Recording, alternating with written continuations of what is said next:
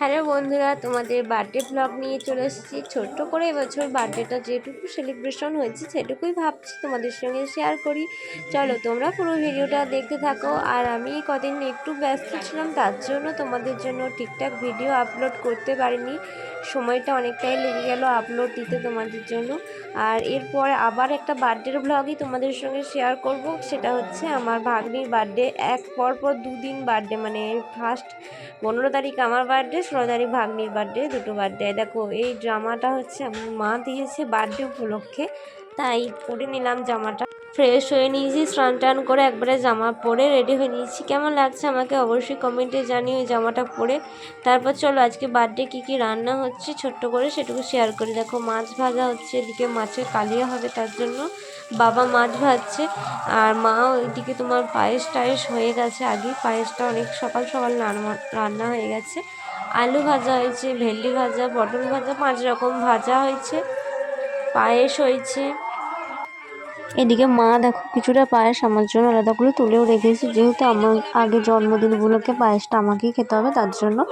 আর এখানে কিছুটা পোস্ত, পেঁয়াজ আলু পোস্ত করে রেখেছে, ডাল হয়েছে, মাছের কালিয়া হয়েছে, দেখবে 5 রকম ভাজা হয়েছে, চাটনি হয়েছে, দই ছিল বাড়িতে বসানো, দই, টক দই, পায়েস, মিষ্টি, পাঁপড় ভাজা। এই হচ্ছে জন্মদিনের সিম্পল মেনু। আমি যেহেতু বেশি হিজি রান্না খাই না, সিম্পল রান্না খাই, তাই মা সিম্পল রান্নায় চেষ্টা করেছে করার। আমি জন্মদিন উপলক্ষে এ ধরনের সিম্পল রান্নায় প্রত্যেক বছরই হয়।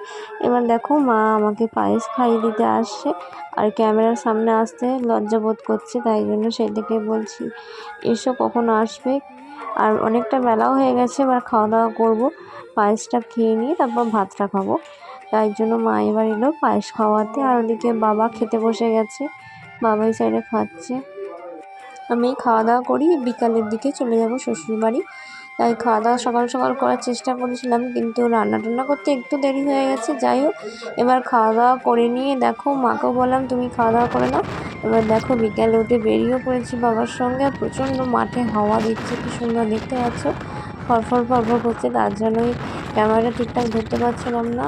এবার যাচ্ছি শ্বশুরবাড়ি, আর তোমাদেরকে আশেপাশের পরিবেশটা একটু দেখিয়ে দিচ্ছি।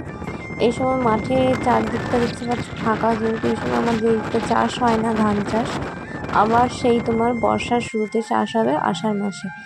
আবার এখন মাঠ ফাঁকা, অনেকে বোরো ধান চাষ করেছিল, সেই ধানটাও উঠে গেছে অলরেডি, মাঠ ফাঁকা হয়ে গেছে।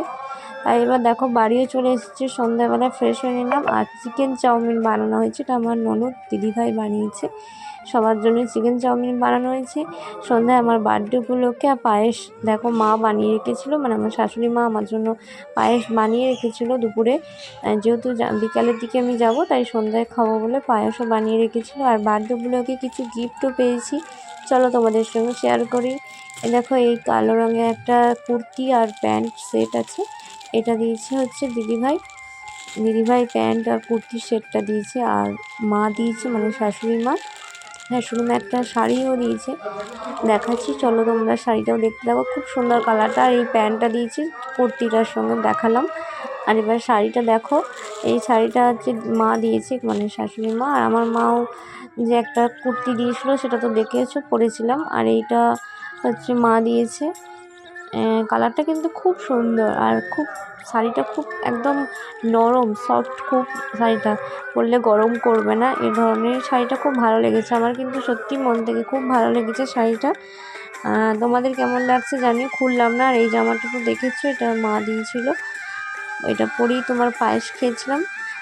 আর ওইটা আর একটা গিফট পেয়েছি, যেটা তোমাদের সঙ্গে শেয়ার করা হয়নি। এটা হচ্ছে আমার ভাই, আমি যেদিন বাড়িতে ছিলাম, মানে বাড়িতে ভাই আমার জন্য দেখো 1 প্যাকেট চকলেট এনেছে, চকলেট নিয়ে এসেছে আমার বার্থডে উপলক্ষে। এটা আমার ভাই বলতে আমার জেঠুর ছেলে,